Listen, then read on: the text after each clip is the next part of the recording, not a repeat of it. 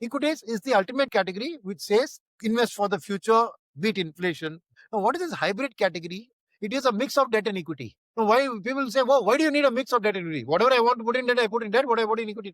Because people who are moderately risk oriented, who want to take the entire risk of equity, but they still want some inflation beating return. So instead of getting say 15-16% potential return in equity, they say, give me 10-12%. So what the hybrid category do is put what 60-65% in equity, put 35% in debt. So then what happens is that the volatility of the portfolio, the equity share prices go up and down, but the debt gives you that stabilized 7-8% return. So your overall portfolio will be 65% volatile, 35% not volatile. So for a person whose risk type is of moderate, the hybrid is the solution to suit it. So it's nothing but from a risk profile perspective, it still helps you beat inflation, right?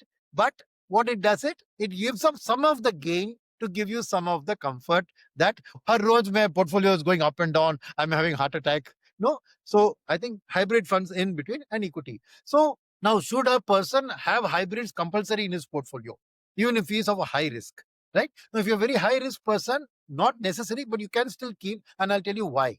Because these hybrid funds, right, they protect you during volatility, right?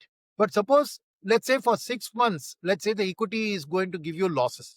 Let's say situation is very bad, COVID ke time mein, something like that, no? For some time. So at that time, the debt actually gives you 7% return versus a minus 10% for equity. So you made 17% more return, right?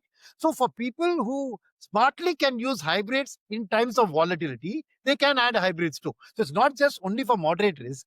So in a person's portfolio, then I would say that nobody should be there who's 100% into equities, because equity markets are not something that goes up every day of the week. There are bad times in the world.